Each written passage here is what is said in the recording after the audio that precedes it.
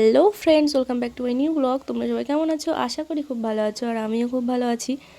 তো এখন যাচ্ছি আমরা হসপিটাল। এখন বাজে তোমার 3:30। তো এখন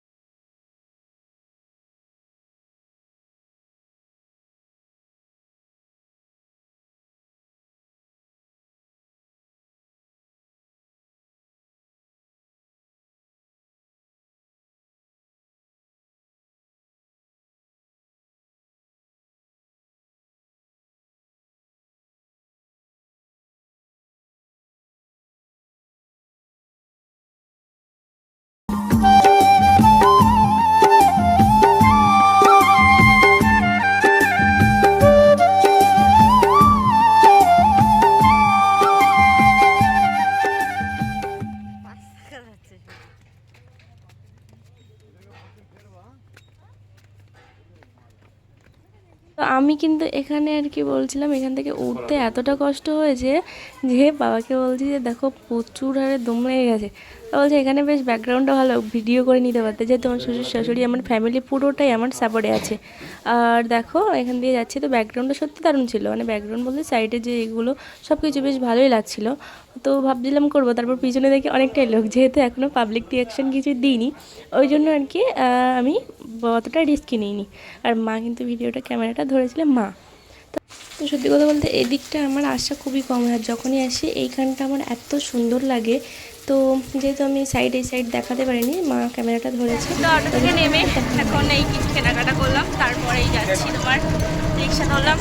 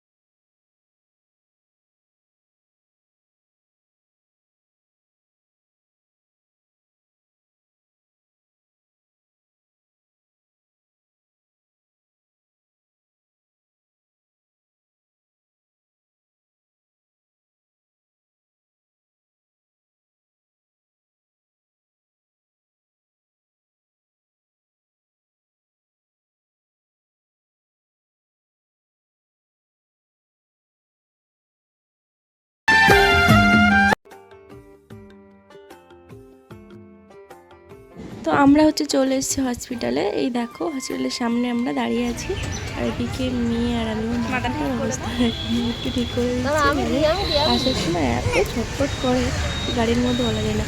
তো এদিকে আছে এদিকে বাবা আছে, চলো মা বাবা দেখো টাকাটা মিলেছে, মা সামনে চলে গেছে। চলো ভিডিওটা শেষ করে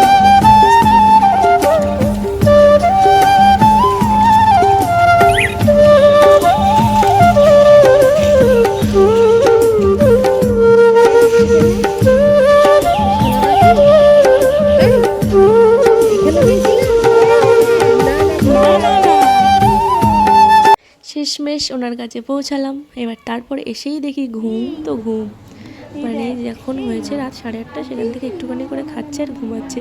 এখন ওটা ওদের কাজ, তো গায়ে হাত দিয়েছিলাম, তারপরে দেখো যেহেতু মেয়েকে নিচে রেখে গেছিলাম আর ওকে নিয়ে মানে অ্যালাউ নেই বাচ্চাদের ওখানে, আর চুরি করে আমার ভিডিওটা করা তোমাদের জন্য। আর এদিকে দেখো পার্কে গিয়েছিলাম, আমি বলছি হসপিটালে এসে বলছে পার্কে, তো ওই নিয়ে গাড়িতে যাওয়া আসার সময় ওটা নিয়ে আসার সময় ওটা নিয়ে ওর সাথে একটু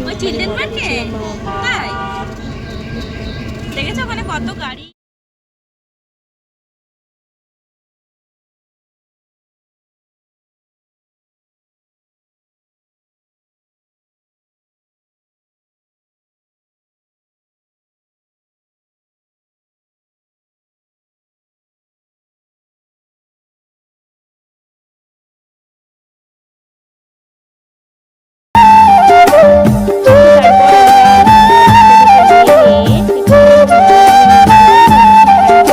ঠান্ডা খেয়ে নিলাম, কেননা তোমার হচ্ছে খুব জোর পেয়েছে জল তেষ্টা, তো ভাবলাম যে একটু ঠান্ডা খেয়ে নিই, ঠিক আছে। তো নিয়ে নিয়েছি দুজন দুটো ফ্রুট বিয়ার। তারপরে দেখো মানে এই দাদুর হিস্ট্রিটা আমি শেয়ার করছি। ম্যাঙ্গোটা খাবে না এটা খাবে? ম্যাঙ্গো নেবে? ম্যাঙ্গো দিয়ে দাও, ম্যাঙ্গো দিয়ে দাও, তারাও দিচ্ছি।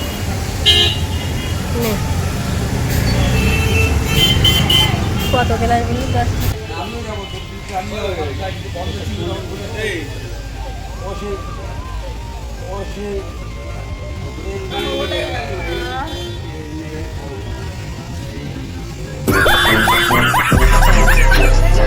আর ওই বলছি দিবি না আমারটা।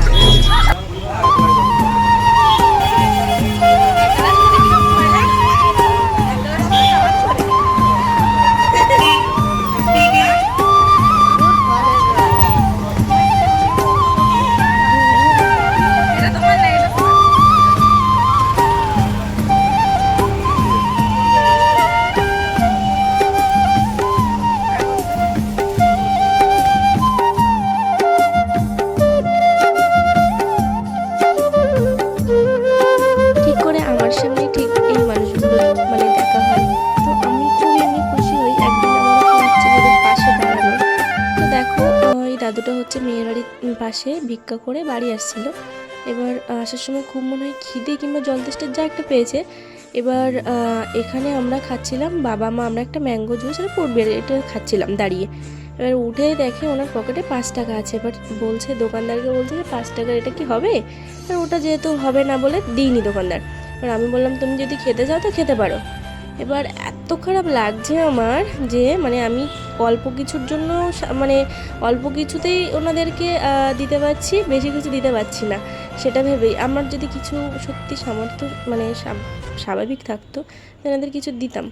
তো উনি এক জায়গায় দাঁড়িয়ে প্রায় 3 গ্লাস মতো মানে ঠান্ডা খেয়ে নিয়েছে, মানে বুঝতে পারছো যে কতটা পরিমাণে ওনার খিদে বা কতটা পরিমাণে জল তেষ্টা। এবার আমাকে বললো ঠিক আছে, আমি বললাম আর কিছু খাবে? তো বললো না কিছুই খাবো না। এবার এই হচ্ছে ব্যাপার, মানে তারপরে উনি বললো ঠিক আছে আসছি, তুমি ভালো থেকো। এই কথাটার মানে এতটা আমি আশীর্বাদ হিসেবে নিয়েছি যে আমি একদিন মানে খুবই ইচ্ছা আছে যে এই আশীর্বাদটা যেন আমার খেটে যায় আর আমি যেন পাশে দাঁড়াতে পারি। চলো তারপরে উনি চলে গেলেন আর আমরা এদিকে যেহেতু বাড়ি আসছিলাম আসার পথে একটু ঘুগনি খেয়ে নিলাম। তো আসার পথে আমার মেয়ে আঙুল দিয়ে দেখিয়ে দিচ্ছে এদিকে যে এই মাংসটা নেব। এবার যেহেতু মানে বাচ্চার ব্যাপার, এবার ওর যেটা মন চায় সেটা আমি আর কি দিই, ঠিক আছে। এবার আমি অতটা করিনি, এবার ওর ঠাকুর দাদু দেখেছে, দেখে বলছে যে ওটা দেখিয়ে দিচ্ছে। তারপরে এখান থেকে 1 কেজি মাংস নেওয়া হলো ওর উদ্দেশ্যেই, মানে এমন নয় যে আমাদের ইচ্ছে, এবার ও যেটা বলে সেটা একবার বললেই মুখ ফুটে মানে আনা হয়। তো সেক্ষেত্রে মানে যাওয়ার সময় 1 কেজি মাংস নিয়ে নিয়েছি। আর দেখো এই বাবা বলছে তুমি দেখে নাও, আর আমি হচ্ছি মানে দেখে নিচ্ছিলাম মাংসটা যে সলিড দেখে নেবো বলে, ওই জন্য। তো দেখো নেওয়া হয়ে গেছে। আর এদিকে কাটছে দেখো কীভাবে, মানে এত সুন্দর করে কাটছে, দেখতে বেশ ভালো লাগছিলো।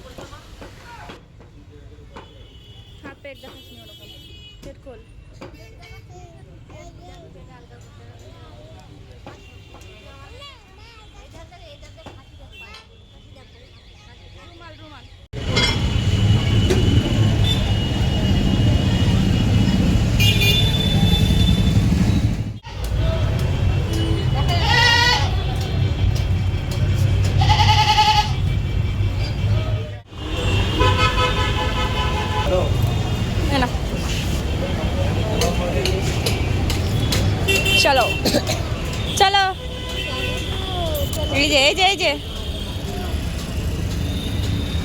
কি এটাতে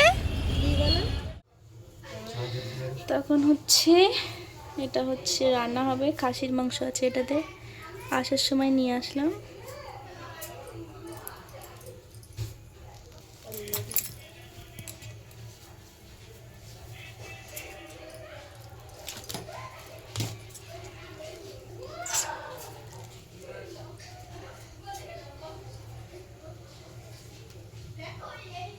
তো চলো এটা এখন ধুয়ে নেব, ধুয়ে নিয়ে রান্না করব।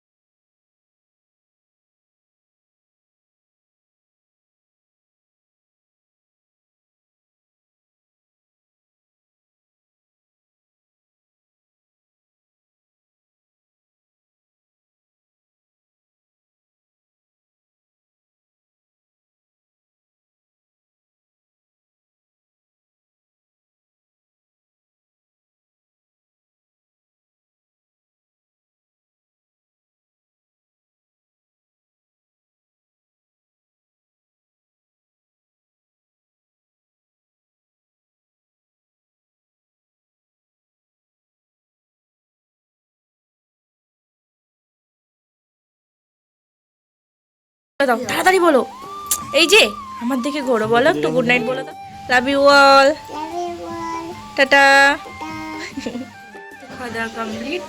আর দেখো মানে হসপিটাল থেকে এসে পুরো কানের গলা সব খুলে দিয়েছে, দেখতে থাকছে। এটা যদি খুলি না, খুলেছি কেমন লাগবে। তো চলো আজকের ব্লগটা এই পর্যন্ত। ভালো লাগে লাইক কমেন্ট শেয়ার এবং সাবস্ক্রাইব করতে একদম ভুলো না। Tata, love you all.